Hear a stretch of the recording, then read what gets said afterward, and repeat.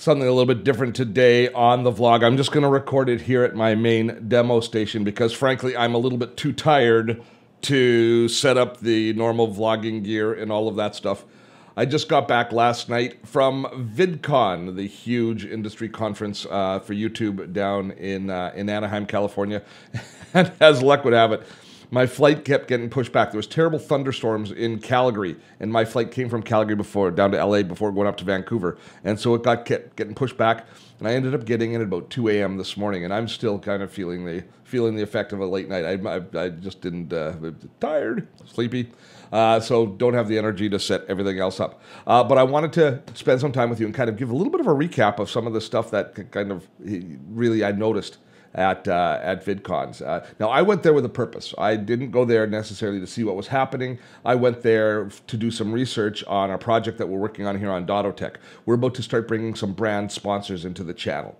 And I've got a good idea of what value we're going to offer and what sort of brands we want to bring on board. I've got a really good picture of that. What I didn't have a good picture of is how much I should be charging. And I came back with a good idea. So we're in good shape. So big thumbs up as far as that goes.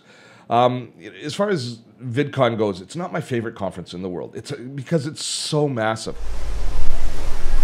All right, things feel pretty quiet. It's first thing in the morning, 9:30, 10 o'clock. Theoretically, I guess, day one of VidCon, but it's really just a registration day. So there's 3 levels to the whole VidCon conference. There's the fan level, which is what we see here, walking around mainly.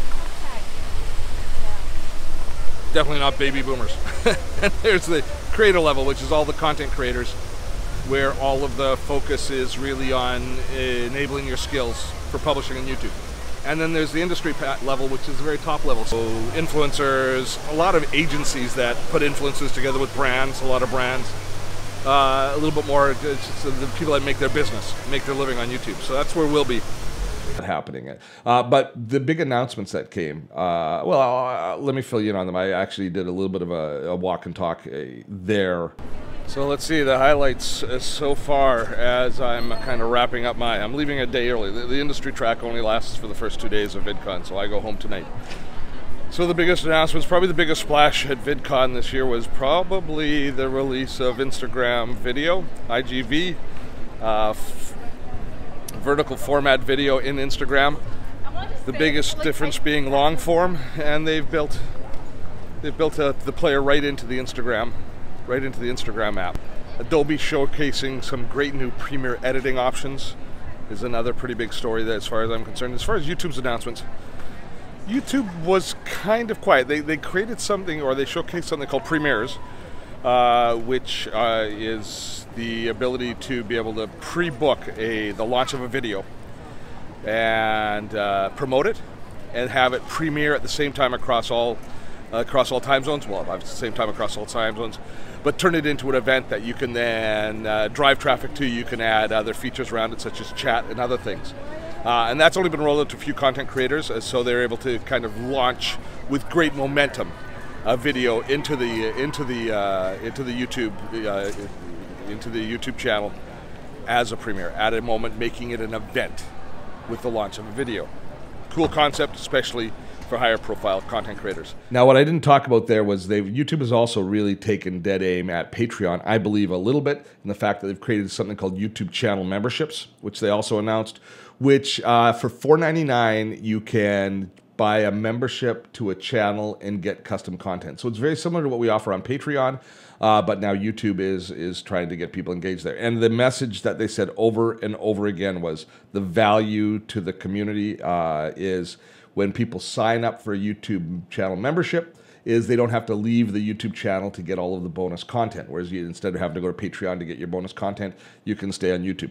And it's only available to creators with over 100,000 subscribers right now, so they're kind of looking for top-end creator or a little more serious creators to incorporate that. But Patreon isn't the only people that YouTube decided to drop the gloves with. They're also going head-to-head with Amazon. In the fact that they are adding merchandising.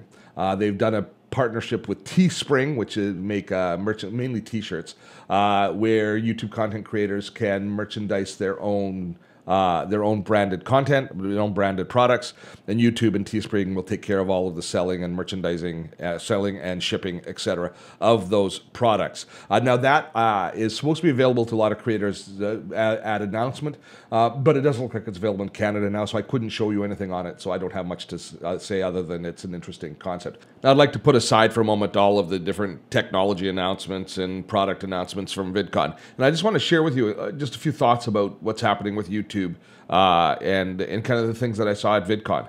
And I said off the top of this vlog today that VidCon isn't my favorite conference because it's so massive and it's overwhelming in a lot of different ways. Kind of impersonal, I feel, as a result with that number of people. But what really kind of, as I kind of was on the flight home and thinking about what I learned overall about what's going on with YouTube, is what is blowing me away is how huge YouTube is and how you have these incredibly intense bubbles that people live within YouTube, and they have no idea what's going on in the next YouTube bubble. You know, as you walk through the community level, all these kids were just, they were thrilled and talking about this YouTube creator, that YouTube creator, that they were there to see, that they were absolutely enthralled by, who you or I have never heard of and never will hear of. But these are massive YouTube stars with great followings. And then when I was spending time in the creator and the industry lounge, I was meeting other YouTube content creators, some of which I knew, and it was great to meet some of the ones that I really have a lot of respect for and to share ideas with them, and it was they're a great community. But there were all these people who I'd never heard of in sectors that I never really considered to be huge. I mean, I knew that food was big, and I knew that tech was big on YouTube, and I knew comedy and music and all those things. But I had no idea how significant, say, family vlogging is. Say what, Steve? Family vlogging. Families who vlog together and tell the story of their day-to-day life. Like the reality shows that we used to see on TV about families, but all different types of families where they vlog and they make a living sharing their family's life. Now this, I know you're thinking the same thing I'm thinking, like, why do you want to share your family in that way? Why do you want your kids to grow up in that environment?